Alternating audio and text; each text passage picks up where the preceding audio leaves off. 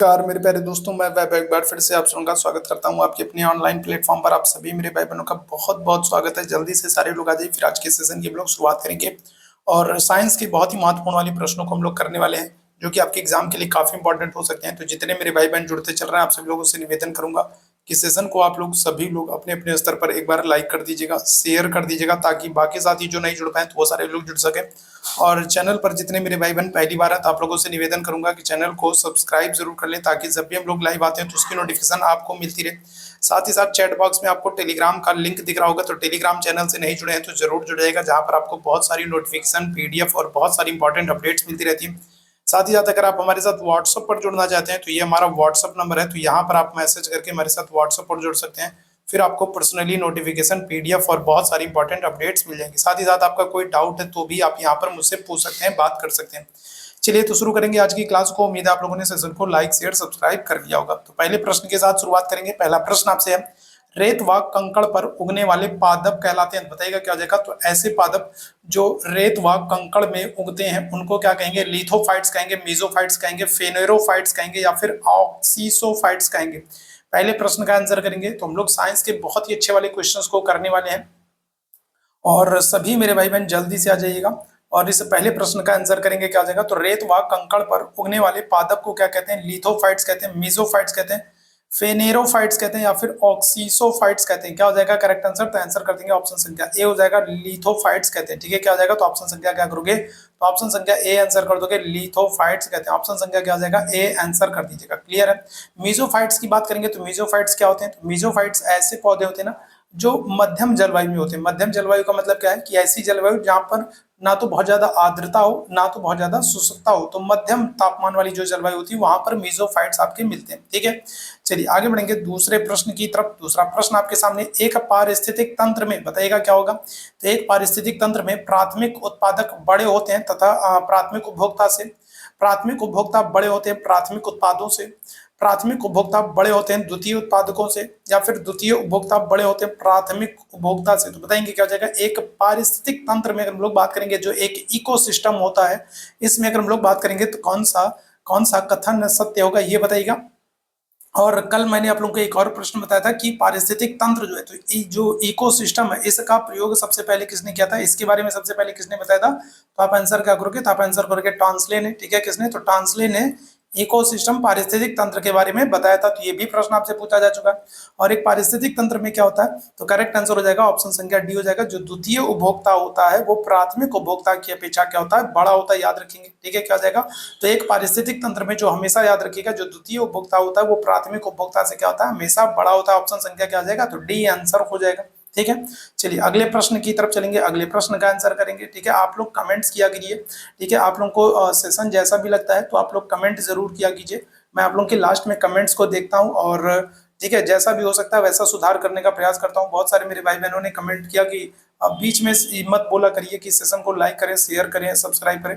तो ठीक है मेरे भाई, ठीक है, जैसा आप लोग चाहोगे वैसा ही करेंगे। ठीक है, आप लोग अगर आप लोगों को नहीं पसंद है कि बीच में मैं ये कहूँ कि सेशन को लाइक करो, शेयर करो, तो फिर अब मैं नहीं कहूँगा। ठीक है, तो बिल्कुल जैसा आप लोग चाहोगे वैसा ही होगा। चलिए इस प्रश्न का आंसर करेंगे। क्या हो जाएगा? पादप कोशिका जो है वो जंतु कोशिका से भिन्न होती है। कारण क्या हो जाएगा? क्लोरोफिल की उपस्थिति के कारण, माइटोकॉन्ड्रिया की उपस्थिति के कारण, सेलुलोज युक्त कोशिका भित्ति के कारण, या फिर बड़े आकार के कारण। पादप कोशिका जो होती है वो जंतु कोशिका से भिन्न होती है। कारण क्या होगा बताइएगा? क्लोरोफिल की उपस्थिति के कारण, माइटोकॉन्ड्रिया की उपस्थिति के कारण, सेल्यूलोज युक्त कोशिका भित्ति के कारण, या फिर बड़े आकार के कारण। बताएंगे क्या जाएगा? तो पादप कोशिका जो है वो जंतु कोशिका से भिन्न होती है। किस कारण से भिन्न होती है, किस संदर्भ में अगर हम लोग बात करेंगे भिन्न होती है, तो आंसर क्या हो जाएगा? ऑप्शन संख्या सी हो जाएगा, सेल्यूलोज युक्त कोशिका भित्ति के कारण। ठीक है, जो पादप कोशिका होती है जंतु कोशिका से सेल्यूलोज युक्त कोशिका भित्ति के संदर्भ में अगर हम लोग बात करेंगे तो भिन्न होती है। ऑप्शन संख्या क्या आ जाएगा? सी आंसर करिएगा। आगे बढ़ेंगे अगले प्रश्न की तरफ। अगले प्रश्न का आंसर करेंगे, कौन से कोशिकांग में डीएनए पाया जाता है? बताइएगा क्या आ जाएगा?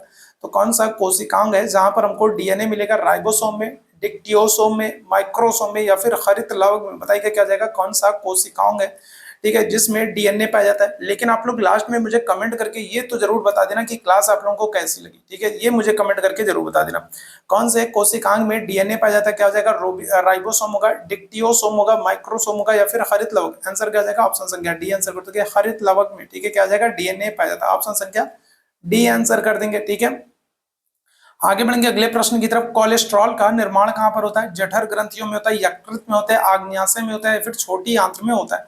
कोलेस्ट्रॉल की अगर हम लोग बात करेंगे बताइएगा तो कोलेस्ट्रॉल जो है इसका निर्माण कहाँ पर होता है? जठर ग्रंथियों में होता है, यकृत में होता है, आग्नेयाशय में होता है, या फिर छोटी आंत में होता है। देखो आग्नेयाशय के संदर्भ में आपको याद रखना है कि आग्नेयाशय जो होता है ये क्या करता है? ये अंतःस्रावी और बाह्यस्रावी दोनों का काम करता है। तो ये चीज तो आपको याद रखना है आग्नेयाशय के संदर्भ में, जो कि कई बार पूछा गया। आग्नेयाशय जो है ये क्या है? ये अंतःस्रावी और बाह्यस्रावी दोनों ग्रंथियों के रूप में क्या करता है? काम करता है। सबसे बड़ी अगर आपसे ग्रंथि पूछा जाएगा तो सबसे बड़ी ग्रंथि आप क्या कहोगे? तो सबसे बड़ी जो ग्रंथि है वो कौन सी है? तो वो आप कहोगे यकृत है। ठीक है, क्या है सबसे बड़ी ग्रंथि कौन सी है? तो आप कहोगे यकृत है।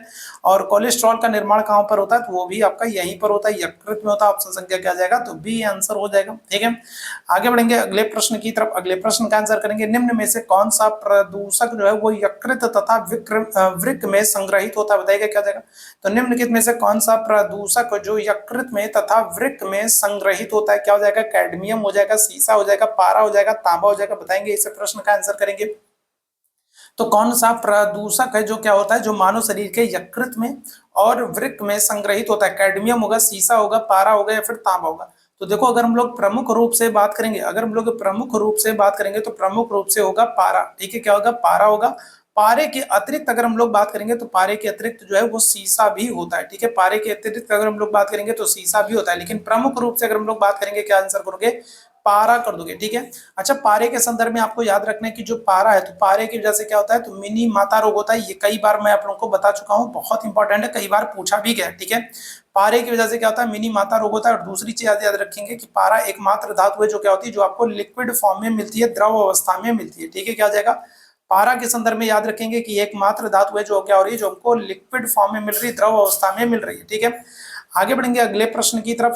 सर्वदाता रुधिर वर्ग कौन सा? ए है, बी है, ए बी है, या फिर ओ है? तो सर्वदाता आपसे पूछ रहा है, बताएंगे क्या जाएगा? सर्वदाता रुधिर वर्ग कौन सा है?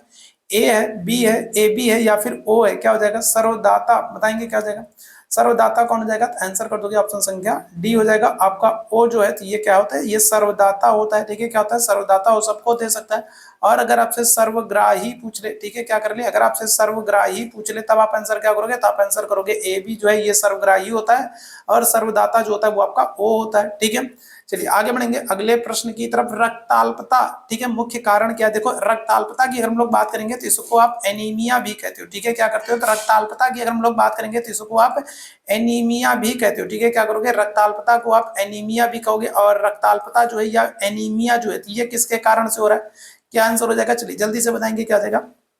तो देखो रक्ताल्पता या फिर एनीमिया अगर हम लोग बात करेंगे ना तो शरीर में जब लौह तत्व की कमी होती है तब होता है। ठीक है, ध्यान रखिएगा क्या हो जाता है? तो लौह तत्व की जब कमी होती है तब ये रक्ताल्पता या एनीमिया होता है। ऑप्शन संख्या क्या करोगे? तो बी आंसर करोगे। ठीक है, देखो जिसको रक्त की कमी हो जाती है ना फिर वो देखो क्या करता है? पालक का साग वाग ये सब खूब खाता है क्योंकि उसमें आयरन खूब होता है। ठीक है, ध्यान रखिएगा ऑप्शन संख्या क्या हो जाएगा? बी आंसर कर देंगे। ठीक है, आगे बढ़ेंगे अगले प्रश्न की तरफ। लेंज का नियम किसके संरक्षण से संबंधित है? आवेश से, ऊर्जा से, द्रव्यमान से, संवेग से।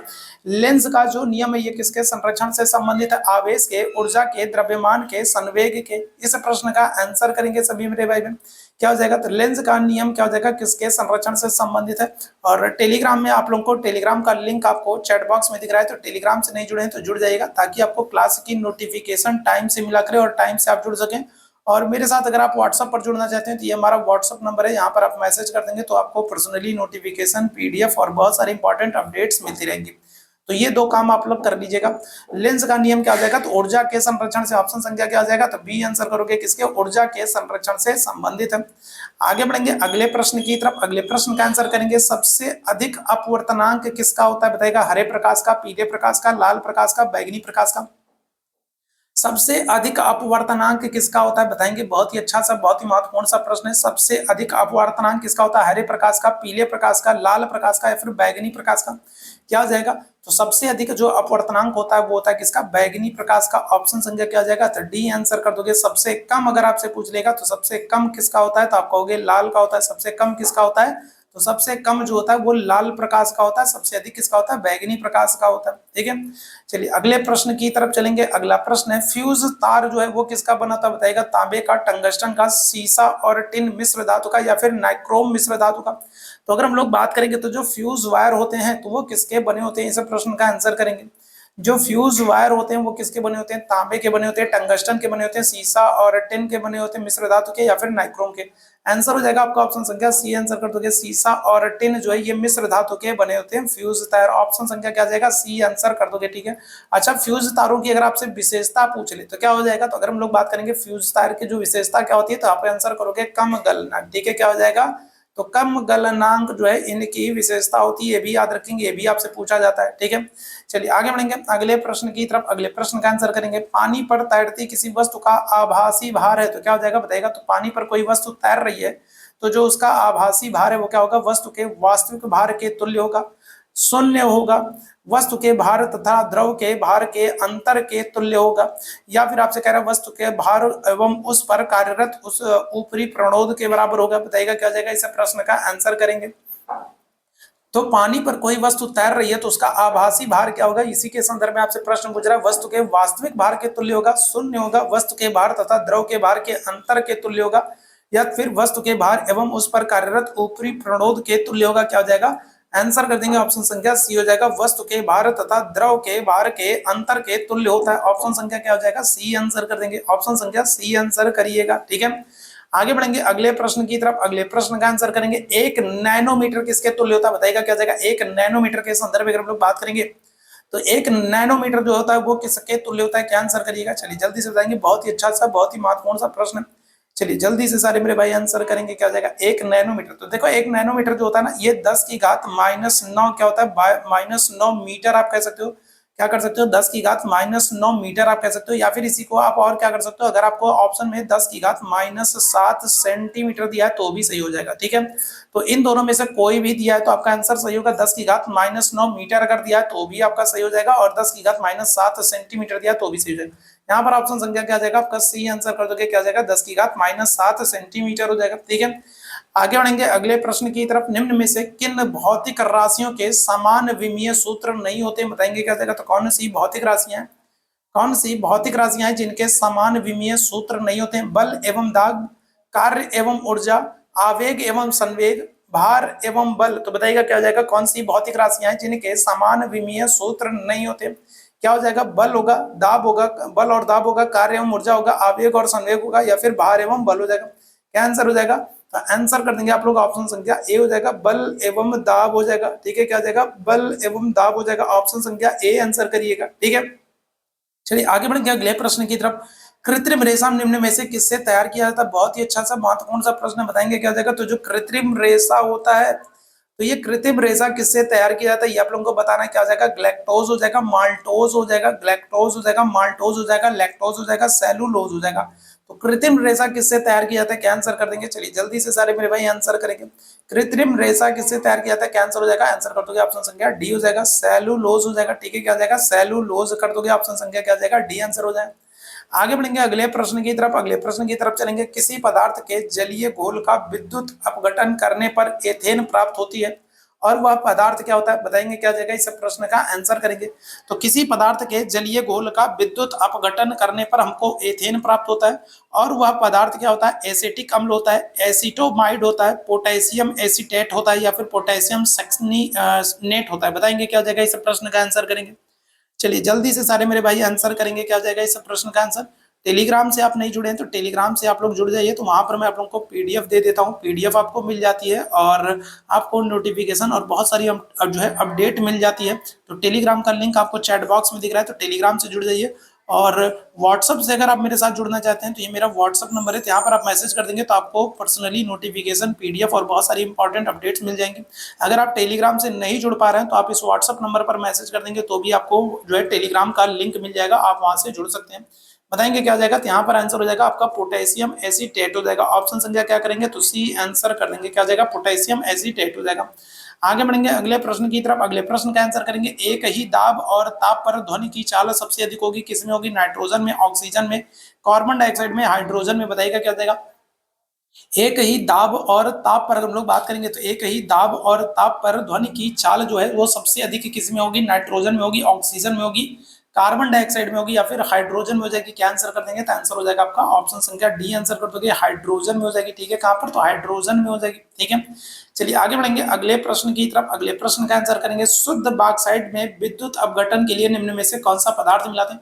अच्छा, जरा आप लोग मुझे कमेंट करके बताओ, जो ये बॉक्साइट है, तो ये बॉक्साइट किसका अयस्क है? जरा ये पहले फटाफट मुझे बता दो, बॉक्साइट जो है तो ये किसका अयस्क है? बताइएगा जल्दी से, ये जरा मुझे कमेंट करके आप सभी मेरे छले भाई बहन बता दिए कि जो ये बॉक्साइट है तो ये किसका अयस्क है। ठीक है, तो यहाँ पर प्रश्न आपसे क्या पूछ रहा है? आपसे पूछ रहा है, शुद्ध बॉक्साइट में विद्युत अपघटन के लिए निम्न में से कौन से पदार्थ मिलाए जाते हैं? फिटकरी और क्रायोलाइट को, कैल्शियम फ्लोराइड और क्रायोलाइट को, फेल्सपार और एल्यूमिना को, या फिर फ्लोरर स्पार और सिलिकॉन को? क्या हो जाएगा इस प्रश्न का आंसर? क्या मिलाते हैं हम लोग? तो आंसर कर दोगे ऑप्शन संख्या बी हो जाएगा, कैल्शियम फ्लोराइड और क्रायोलाइट को। ठीक है, क्या हो जाएगा? तो कैल्शियम फ्लोराइड और क्या हो जाएगा? क्रायोलाइट को मिलाते हैं। ठीक है, ऑप्शन संख्या बी हो जाएगा। ठीक है, चलिए आगे बढ़ेंगे अगले प्रश्न की तरफ। अगले प्रश्न का आंसर करेंगे, शीतकाल में जो हैंडपंप होता है उसका पानी गर्म होता है, क्यों होता है? बताइएगा। ठंडियों के दिन में अगर हम लोग बात करेंगे तो हमारे यहाँ जो नल होता है, जो हैंडपंप होता है, उसको हम चलाते हैं तो देखो गर्म पानी आता है। कारण क्या होता है? शीतकाल में हमारा शरीर ठंडा होता है और गर्म जल जो है वो गर्म प्रतीत होता है। पृथ्वी के भीतर तापमान वायुमंडल के तापमान से अधिक होता है। पंपिंग क्रिया से घर्षण पैदा होता है जिससे जल गर्म हो जाता है। भीतर से जल बाहर निकलता है और परिवेश से उष्मा का अवशोषण कर लेता है। क्या हो जाएगा? आंसर कर देंगे ऑप्शन संख्या बी हो जाएगा। ठीक है, क्या हो जाएगा? ऑप्शन संख्या बी हो जाएगा। पृथ्वी के भीतर का जो तापमान है, पृथ्वी के भीतर का जो तापमान है वो वायुमंडल के तापमान से क्या होता है? अधिक होता है। इसी कारण क्या होता है? इसी कारण जल जो है वो गर्म होता है। ठीक है, आगे बढ़ेंगे अगले प्रश्न की तरफ। पानी के टंकी को ऊपर से देखने पर हमको कम गहराई दिखाई पड़ती है, कारण क्या होता है? पानी की टंकी कोई है और उसको हम लोग ऊपर से देखते हैं ना, तो उसकी गहराई हमको, उसकी तली जो है वो कम दिखाई पड़ती है। कारण क्या होता है? प्रकाश का ऋजुरेखीय संचरण, परावर्तन, पूर्ण आंतरिक परावर्तन या फिर अपवर्तन? इस प्रश्न का आंसर करेंगे क्या जाएगा? इस प्रश्न का आंसर करेंगे क्या जाएगा? तो पानी की टंकी को ऊपर से देखने पर क्या होता है? कम गहराई दिखाई देखने को मिलता है। कारण क्या होता है? तो आंसर कर दोगे ऑप्शन संख्या डी हो जाएगा, अपवर्तन हो जाएगा। ठीक है, क्या हो जाएगा? तो ऑप्शन संख्या क्या हो जाएगा? तो डी आंसर कर देंगे, अपवर्तन हो जाएगा। ठीक है, चलिए आगे बढ़ेंगे अगले प्रश्न की तरफ। अगले प्रश्न का आंसर करेंगे, झिल्ली रहित कोशिकांग कौन सा? बताइएगा क्या हो जाएगा? झिल्ली रहित, अगर हम लोग कोशिकांग की बात करेंगे तो झिल्ली रहित कोशिकांग कौन सा है? गाल्जी का है, हरित लवक है, अंतःप्रद्रव्य जालिका या फिर राइबोसोम है? क्या हो जाएगा? तो अगर हम लोग बात करें झिल्ली रहित कोशिकांग कौन सा है? गाल्जी उपकरण है, हरित लवक है, अंतःप्रद्रव्य जालिका या फिर राइबोसोम है? क्या आ जाएगा? तो आंसर क्या कर देंगे? तो आंसर कर देंगे ऑप्शन संख्या डी हो जाएगा, राइबोसोम हो जाएगा। ठीक है, कौन है? राइबोसोम। अच्छा, राइबोसोम के संदर्भ में एक प्रश्न याद रखिएगा कि जो ये राइबोसोम होता है तो ये किसको किसको मिलाकर बनता है? तो याद रखेंगे आरएनए और किसको? और प्रोटीन को। ठीक है, किसको? तो आरएनए और प्रोटीन को मिलाकर बनता है। ठीक है, याद रखेंगे आरएनए और प्रोटीन को मिलाकर के बनता है ये राइबोसोम। ऑप्शन संख्या क्या जाएगा? डी आंसर हो जाएगा। आगे बढ़ेंगे अगले प्रश्न की तरफ। अगले प्रश्न का आंसर करेंगे, कोशिका सिद्धांत किसने प्रस्तुत किया? चलिए जल्दी से बताइएगा क्या हो जाएगा?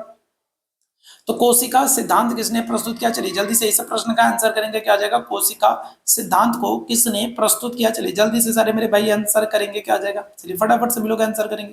तो देखो, कोशिका और सिद्धांत जो है इसको प्रस्तुत किया किसने? स्लाइडेन और स्वान ने। ऑप्शन संख्या क्या कर दोगे? तो ऑप्शन संख्या बी आंसर कर दोगे। रॉबर्ट हुक ने क्या किया? तो इन्होंने कोशिका की खोज की। ठीक है, क्या किया रॉबर्ट हुक ने? अगर हम लोग बात करेंगे तो इन्होंने कोशिका की खोज की। कोशिका सिद्धांत जो है वो स्लाइडेन और स्वान ने प्रस्तुत किया। ठीक है, ध्यान रखिएगा। ल्यूवेनहॉक की अगर हम लोग बात करेंगे तो ल्यूवेनहॉक जो है इन्होंने बैक्टीरिया की खोज की है। ठीक है, क्या किया? तो इन्होंने बैक्टीरिया की खोज की है। और ठीक है, माइक्रोबायोलॉजी का जनक भी कहते हैं ल्यूवेनहॉक को, माइक्रोबायोलॉजी का जनक भी कहते हैं, याद रखिएगा। और ब्राउन जो है तो इन्होंने क्या किया? तो इन्होंने कोशिका के केंद्रक की खोज की है। ठीक है, क्या किया? तो ब्राउन ने अगर हम लोग बात करेंगे तो इन्होंने कोशिका के केंद्रक की खोज की है। ठीक है, किसकी? कोशिका के केंद्रक की खोज की है। क्लियर है? चलिए आगे बढ़ेंगे अगले प्रश्न की तरफ। अगले प्रश्न का आंसर करेंगे, कोशिकांग पाए जाते हैं कहां पर? केंद्रक द्रव्य में, कोशिका द्रव्य में, हाइलोप्लाज्म में या फिर इनमें से कोई नहीं? तो बताइएगा कोशिकांग कहां पर पाए जाते हैं? चलिए जल्दी से सारे लोग आंसर करेंगे, आप सभी मेरे भाई बहन जल्दी से सारे लोग आंसर करेंगे। क्या हो जाएगा? कोशिकांग पाए जाते हैं कहां पर? केंद्रक द्रव्य में, कोशिका द्रव्य में, हाइलोप्लाज्म में या फिर इनमें से कोई नहीं। मान लीजिए अगर मुझसे कोई गलती होती है या फिर मान लीजिए कोई भी ऐसी चीज होती है जो मुझे सुधार करने की जरूरत है, तो आप लोग जरूर कमेंट बॉक्स में बताया करिए और मैं आप लोगों के लास्ट में कमेंट्स को देखता हूं और जैसा आप लोग कहोगे ना उस तरीके से मैं चीजों को और बेहतर करने का प्रयास करूंगा और अपने अंदर भी सुधार लाऊंगा। ठीक है, तो आप लोग कमेंट करके जरूर बताया करिए, लेकिन जो कमेंट की भाषा है ना उसको थोड़ा सा अच्छा रखा करिए। ठीक है, ऐसे कमेंट मत किया करिए कि मुझे भी पढ़ने के बाद बुरा लगे और कोई दूसरा पढ़े तो उसको भी बुरा लगे, तो ऐसा कमेंट मत किया कीजिए। अपने जो कमेंट करने की जो भाषा है उसको थोड़ा सा संवेदनशील रखा कीजिए। बाकी आपकी सारी बातें मैं सुनूंगा, ठीक है, जैसा चाहोगे वैसा ही करूंगा। चलिए बताइएगा क्या हो जाएगा, इस प्रश्न का आंसर करेंगे तो आंसर कर दोगे ऑप्शन संख्या बी हो जाएगा, कोशिका द्रव्य हो जाएगा, ठीक है, क्या हो जाएगा, तो कोशिका द्रव कर दोगे, ठीक है।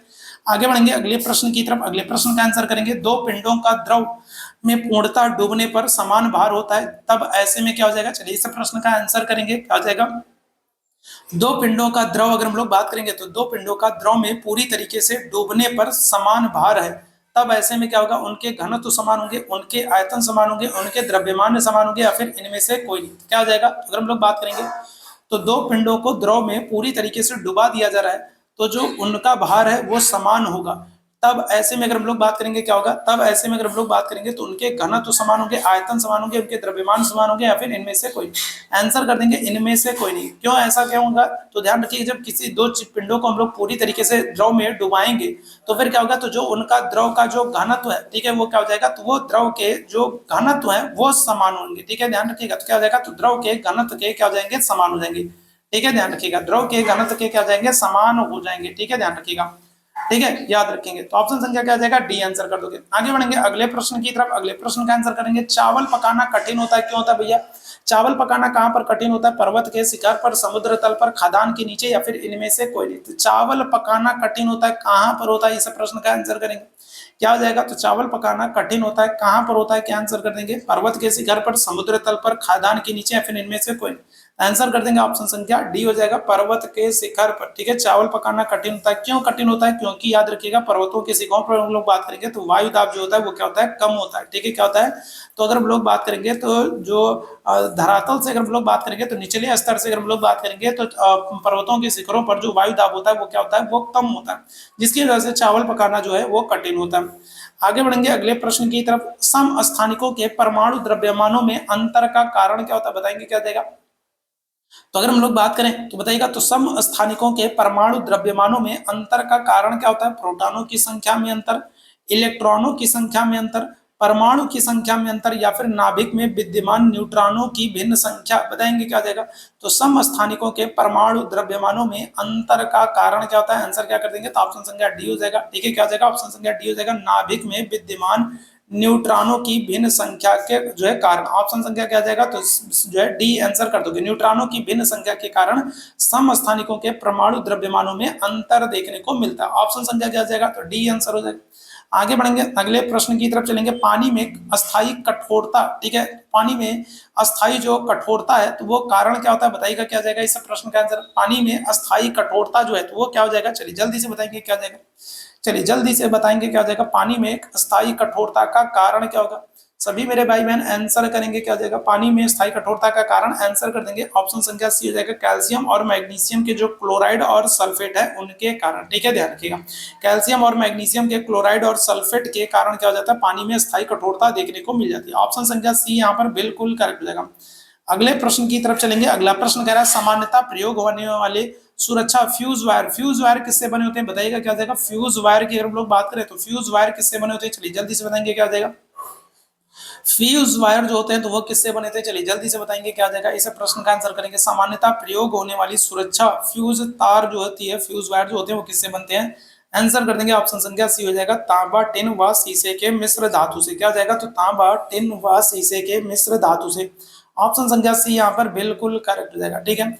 आगे बढ़ेंगे अगले प्रश्न की तरफ, साफ रातों की अपेक्षा अगर हम लोग बात करें, साफ रातों की अपेक्षा अगर हम लोग बात करेंगे तो मेघाच्छन्न वाली रातें जो होती है वो गर्म होती है, ठीक है। अगर हम लोग साफ रातों की अपेक्षा अगर हम लोग बात करें तो जो बादल वाली रातें होती हैं वो ज्यादा गर्म होती है, क्यों होती हैं, कारण क्या है, वायुमंडल से उष्मा का अवशोषण करते हैं और उसे पृथ्वी की ओर भेज देते हैं, आकाश की शीतल तरंगों को पृथ्वी पर आने से रोकते हैं, पृथ्वी द्वारा दी गई उष्मा को वापस परावर्तित कर देते हैं, उष्मा पैदा करते हैं और उसे पृथ्वी की ओर विकरणित कर देते हैं। अगर हम लोग बात करेंगे तो साफ रातों की अपेक्षा जो बादल वाली रातें होती है, जब खूब बादल बादल छाए रहते हैं तो वो रातें कुछ ज्यादा ही गर्म होती है, जैसे गर्मियों के दिन में हम लोग कहते हैं ना कि बहुत उमस हो रही है, बादल एकदम घेरा हो सकता है पानी वानी बरसे, खूब उमस हो रही है, तो अगर हम लोग बात करेंगे तो साफ रातों की अपेक्षा मेघाच्छन्न रातें अधिक गर्म होती है। कारण क्या होता है? कारण आंसर कर दोगे ऑप्शन संख्या सी हो जाएगा। जो पृथ्वी के द्वारा दी गई जो उष्मा है वो क्या कर देते हैं, वो वापस पृथ्वी को लौटा देते हैं कि भैया अपनी जो उष्मा है वो आप ही संभालो, ठीक है, ध्यान रखिएगा। तो पृथ्वी के द्वारा दी गई उष्मा को क्या कर देते हैं, पृथ्वी को ही परावर्तित कर देते हैं। ऑप्शन संख्या क्या आ जाएगा, तो सी आंसर कर देंगे, ठीक है। आगे बढ़ेंगे अगले प्रश्न की तरफ। सेल्यूलोज किसका बहुलक है, बताइएगा। ग्लूकोज का, फ्रक्टोज का, ग्लैक्टोज का, मैनोज का, बताएंगे। तो सेल्यूलोज किसका बहुलक है, क्या आंसर करेंगे? सेल्यूलोज जो है तो ये किसका बहुलक है, इस प्रश्न का आंसर करेंगे, क्या हो जाएगा? सेल्यूलोज किसका बहुलक है? ग्लूकोज का, फ्रक्टोज का, ग्लैक्टोज का, मैनोज का, क्या हो जाएगा? तो आप आंसर कर दोगे ग्लूकोज का। ऑप्शन संख्या क्या आ जाएगा? ऑप्शन संख्या ए आंसर कर देंगे, किसका? तो ग्लूकोज का, ठीक है। आगे बढ़ेंगे अगले प्रश्न की तरफ। अगले प्रश्न का आंसर करेंगे, तने की मोटाई में वृद्धि किसकी क्रियाशीलता से होती है, बताइएगा, क्या हो जाएगा? तो अगर हम लोग बात करेंगे जो वृक्ष है, जो पेड़ है, उसके तने की जो मोटाई होती है वो किसकी क्रियाशीलता से होती है? कैम्बियम है, जाइलम है, फ्लोएम है, या फिर प्रोसीड्स है? क्या हो जाएगा? इस प्रश्न का आंसर करेंगे। अच्छा देखो, तन जो कोई भी पेड़ होता है ना, कोई भी वृक्ष होता है, तो उसकी अगर हम लोग उम्र की बात करें, उसकी जो आयु है, तो उसकी उम्र की गणना कैसे की जाती है? तो उसके तने में जो वलयों की संख्या होती है, क्या होती है? उसके तने में अगर हम लोग बात करेंगे तो जो वलयों की जो संख्या होती है, तो वलयों की संख्या के आधार पर हम लोग किसी भी वृक्ष की आयु को ज्ञात करते हैं। तो एक बात ये ध्यान रखिएगा, तने की मोटाई की में वृद्धि जो है वो किसके? तो कैम्बियम की सक्रियता, ठीक है। क्या जाएगा? ऑप्शन संख्या ए आंसर कर देंगे, कैम्बियम की सक्रियता या क्रियाशीलता के कारण होता है, ठीक है। आगे बढ़िएगा, अगले प्रश्न का आंसर करेंगे, पादपों में सर्वाधिक वृद्धि किस मौसम में होती है, बताएगा। तो पादपों में अगर हम लोग बात करें तो सबसे ज्यादा वृद्धि कब होती है? गर्मियों में होती है, सर्दियों में होती है, पतझड़ में होती है, या फिर बसंत में होती है? पादपों में सबसे अधिक वृद्धि किस मौसम में होती है? गर्मियों में होती है, सर्दियों में होती है, पतझड़ में होती है, या फिर बसंत में होती है? बताइएगा, क्या आ जाएगा इस प्रश्न का आंसर? पादपों में सबसे अधिक वृद्धि कब हो जाएगी? तो आंसर कर देंगे ऑप्शन संख्या डी, बसंत में, ठीक है। कब? तो बसंत ऋतु में होती है। ऑप्शन संख्या क्या आ जाएगा? तो डी आंसर कर दो, ठीक है। चलिए आगे बढ़ेंगे अगले प्रश्न की तरफ। थक्का निम्न में से किससे संबंधित है, बताइएगा, क्या हो जाएगा? तो अगर हम लोग बात करेंगे थक्का, अच्छा आपसे पूछ लेता है ना, रक्त का जो थक्का होता है, रक्त का जो थक्का होता है, रक्त के थक्के के लिए कौन सा विटामिन महत्वपूर्ण होता है? रक्त के थक्के के लिए अगर हम लोग बात करेंगे कौन सा विटामिन महत्वपूर्ण होता है, तो आप आंसर करोगे विटामिन के होता है। और विटामिन के का रासायनिक नाम क्या होता है? तो आप आंसर करते हो क्या? फिलोक्विनान करते हो, ठीक है। क्या हो जाता है? तो रक्त का थक्का जो है वो विटामिन के के कारण, और विटामिन के का जो रासायनिक नाम है वो क्या है? तो वो है फिलोक्विनान। तो ये बात आप याद रखेंगे, ठीक है। क्या जाएगा? फिलोक्विनान। और थक्का जो है निम्न में से किससे संबंधित है? समस्थैतिकता से, रक्त स्कंदना से, फाइब्रिन निर्माण से, या फिर रक्त स्थैतिकता से? क्या हो जाएगा? तो थक्के के संदर्भ में अगर हम लोग बात करेंगे तो ये किससे? तो आंसर कर दोगे ऑप्शन संख्या सी हो जाएगा, फाइब्रिन निर्माण से। ऑप्शन संख्या क्या हो जाएगा? सी आंसर कर देंगे, फाइब्रिन निर्माण से, ठीक है। अगले प्रश्न की तरफ चलेंगे। जंतु विज्ञान के जनक कौन माने जाते हैं? अरस्तु माने जाते हैं, जानी जाने जाते हैं, या फिर लीनियस जाने जाते हैं, या फिर थियोफ्रेस्टस जानते हैं? चलिए जल्दी से बताएंगे, क्या हो जाएगा? चलिए जल्दी से सारे लोग आंसर करेंगे। तो जंतु विज्ञान के जनक किसको माना जाता है? आंसर करिएगा। चलिए जल्दी से सारे मेरे भाई आंसर करेंगे। जंतु विज्ञान के जनक किसको मानते हैं? आंसर कर दोगे अरस्तु को। ऑप्शन संख्या क्या जाएगा? ऑप्शन संख्या ए हो जाएगा, ठीक है। अच्छा एक चीज और ध्यान रखिएगा, देखो सबसे पहले अगर हम लोग बात करेंगे तो सबसे पहले कौन आते हैं? सबसे पहले आते हैं सुकरात आते हैं, ठीक है। सुकरात के बाद कौन आएंगे? तो सुकरात के बाद आएंगे प्लेटो। और प्लेटो की बहुत ही महत्वपूर्ण पुस्तक है जिसका नाम क्या है? जिसका नाम है रिपब्लिक, ठीक है। क्या नाम है? तो जिसका नाम है रिपब्लिक। प्लेटो की बहुत महत्वपूर्ण पुस्तक। प्लेटो की अगर हम लोग शिष्य की बात करेंगे तो इनके शिष्य कौन है? तो इनके शिष्य हैं अरस्तु, ठीक है। अरस्तु की पुस्तक का नाम क्या है? तो आप आंसर करोगे पॉलिटिक्स है, ठीक है। बहुत ही महत्वपूर्ण पुस्तक है। अरस्तु की बुक का नाम क्या है? पॉलिटिक्स। और अरस्तु के आपसे शिष्य पूछ लेगा तो आप आंसर क्या करोगे? सिकंदर। कौन सिकंदर? वही सिकंदर महान जिसने भारत पर आक्रमण किया था। तो ये ध्यान रखिएगा। तो यहाँ पर क्या हो जाएगा? अरस्तु हमारे हो जाएंगे, ठीक है, याद रखिएगा। आगे बढ़ेंगे अगले प्रश्न की तरफ। हाइड्रोजन सल्फाइड गैस अम्लीय पोटेशियम डाइक्रोमेट के विलयन के साथ अभिक्रिया करके कौन से विलयन का रंग बनाती है, बताइएगा, क्या जाएगा? तो अगर हम लोग बात करें हाइड्रोजन सल्फाइड गैस है और ये अम्लीय पोटेशियम डाइक्रोमेट के विलयन के साथ अभिक्रिया करके विलयन के रंग को क्या कर देती है? उड़ा देती है, लाल कर देती है, हरा कर देती है, या फिर कोई अभिक्रिया नहीं होती? इस प्रश्न का आंसर करेंगे, क्या जाएगा? चलिए जल्दी से सारे लोग आंसर करेंगे, क्या जगह? तो हाइड्रोजन सल्फाइड गैस जो है ये अम्लीय पोटेशियम डाइक्रोमेट के विलयन के साथ अभिक्रिया करती है और अभिक्रिया करके विलयन के रंग को क्या कर देगी, उड़ा देगी, लाल कर देगी, हरा कर देगी, कोई अभिक्रिया नहीं देगी। क्या हो जाएगा, तो आंसर कर देंगे हरा कर देती है। ऑप्शन संख्या क्या हो जाएगा, तो सी आंसर कर देंगे। ठीक है, चलिए आगे बढ़ेंगे अगले प्रश्न की तरफ। अमोनिया गैस जो है वो सोडियम के साथ क्रिया करके बनाती है, क्या बनाती है बताएंगे क्या हो जाएगा। तो अगर हम लोग बात करेंगे जो अमोनिया गैस है तो ये सोडियम के साथ क्रिया करके बनाती है, क्या बनाती है, सोडियम हाइड्राइड बनाती है, सोडियम नाइट्राइड बनाती है, सोडामाइड बनाती है, या फिर इनमें से कोई नहीं।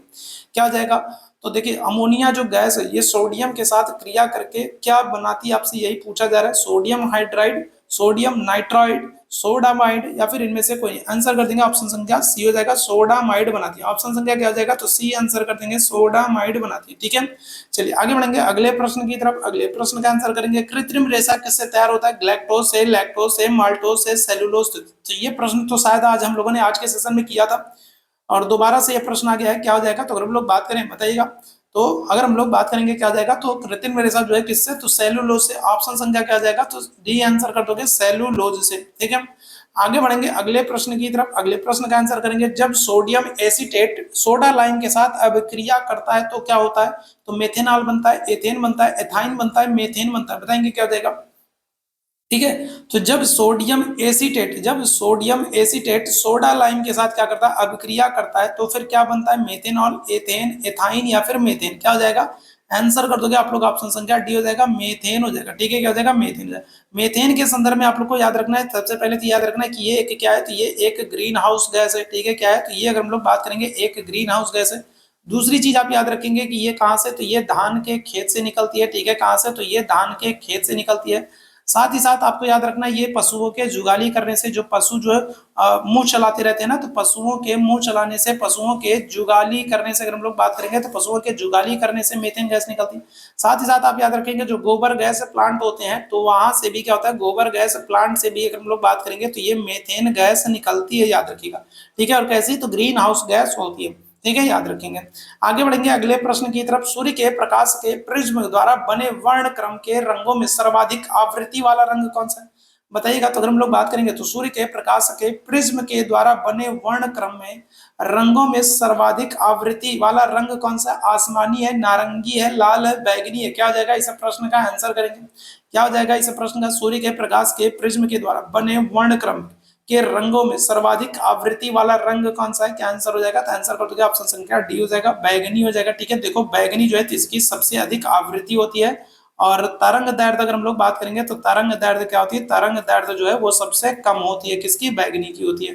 ठीक है, वहीं अगर हम लोग लाल की बात कर लें तो लाल के संदर्भ में आप याद रखेंगे कि लाल की जो तरंग दैर्ध्य है तो वो क्या होती है, तरंग दैर्ध्य जो है लाल की वो सबसे ज्यादा होती है। ठीक है, क्या होती है, तो सबसे ज्यादा तरंग दैर्ध्य आपसे पूछा जाए किसकी होती है, तो सबसे ज्यादा तरंग दैर्ध्य जो होती है वो आपकी लाल रंग की होती है, याद रखिएगा। और सबसे कम आवृत्ति किसकी होती है, सबसे कम आवृत्ति होती है वो लाल की होती है। ठीक है, क्या होती है, सबसे कम आवृत्ति जो होती है वो किसकी होती है, तो सबसे कम आवृत्ति लाल की होती है, लेकिन तरंग दैर्ध्य सबसे ज्यादा होती है। और बैगनी में अगर हम लोग बात करेंगे तो बैगनी में क्या होता है, तो बैगनी में सबसे अधिक आवृत्ति होती है लेकिन तरंग दैर्ध्य सबसे कम होती है। ठीक है, आगे बढ़ेंगे अगले प्रश्न की तरफ। जल को 20 डिग्री से 0 डिग्री सेल्सियस तक ठंडा किया जाता है तो इसके आयतन पर क्या असर पड़ेगा, बताइएगा क्या हो जाएगा। तो इस प्रश्न का आंसर करेंगे, क्या हो जाएगा, इस प्रश्न का आंसर करेंगे, जल को जब 20 डिग्री सेल्सियस से लेकर के 0 डिग्री सेल्सियस तक ठंडा किया जाता है तो इसके आयतन पर क्या असर पड़ेगा, पहले कम होगा फिर बढ़ेगा, पहले बढ़ेगा फिर कम होगा, लगातार बढ़ता रहेगा या फिर लगातार कम होता रहेगा।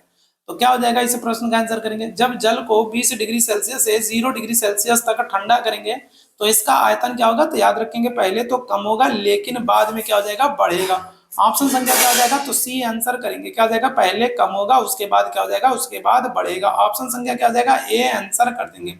ठीक है, याद रखिएगा।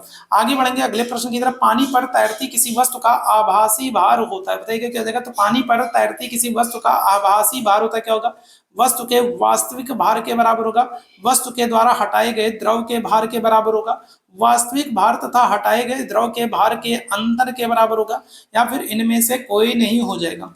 तो बताएंगे क्या हो जाएगा, तो पानी पर तैरती किसी वस्तु का आभासी भार क्या हो जाएगा, आंसर कर दोगे ऑप्शन संख्या सी हो जाएगा। ठीक है, क्या हो जाएगा, आंसर कर देंगे ऑप्शन संख्या सी हो जाएगा, वास्तविक भार तथा हटाए गए द्रव के भार के अंतर के बराबर होता है। ठीक है, क्या हो जाएगा, वास्तविक भार तथा हटाए गए द्रव के भार के अंतर के बराबर होता है। ठीक है, ऑप्शन संख्या क्या करेंगे, तो सी आंसर कर देंगे, क्लियर है। तो ठीक है, आज के सेशन में बस इतने ही प्रश्न थे। तो ये आज की साइंस की महत्वपूर्ण क्लास थी। उम्मीद है सेशन आप लोगों को पसंद आया होगा। अगर सेशन पसंद आया हो तो सेशन को अब जाने से पहले आप लोगों से निवेदन करूंगा कि लाइक और शेयर कर दीजिएगा, ताकि बाकी साथियों तक ये सेशन क्लास पहुंच सके, उनके लिए भी हेल्पफुल हो सके। और चैनल पर पहली बार है तो आप लोगों से निवेदन करूंगा कि चैनल को आप लोग सब्सक्राइब कर लेंगे तो बहुत अच्छी बात है, नहीं करेंगे तो भी कोई बात नहीं है। ठीक है, कर लेंगे तो बहुत अच्छी बात है, नहीं करेंगे तो कोई बात नहीं। ठीक है, टेलीग्राम से आप मेरे साथ जुड़ना चाहते हैं तो टेलीग्राम का लिंक आपको चैट बॉक्स में दिख रहा है। टेलीग्राम चैनल से जुड़ जाइए, जहाँ पर आपको पीडीएफ नोटिफिकेशन और बहुत सारी इंपॉर्टेंट अपडेट्स मिलती रहती हैं। और व्हाट्सअप से मेरे साथ जुड़ना चाहते हैं तो ये मेरा व्हाट्सअप नंबर है, यहाँ पर आप मैसेज कर देंगे तो आपको पर्सनली नोटिफिकेशन, पीडीएफ और बहुत सारी इंपॉर्टेंट अपडेट्स मिलती रहेंगी। तो कमेंट करके जरूर बताइएगा कि आज की क्लास आप लोगों को कैसी लगी, और अगर पसंद आई होगी तो लाइक शेयर कर देंगे तो बहुत अच्छी बात है, नहीं करेंगे तो कोई बात नहीं। तो इस क्लास में मेरे साथ जुड़ने के लिए आप सभी लोगों को बहुत बहुत धन्यवाद। Thank you so much. आप सभी मेरे भाई बहनों को मेरे साथ जुड़ने के लिए थैंक यू सो मच।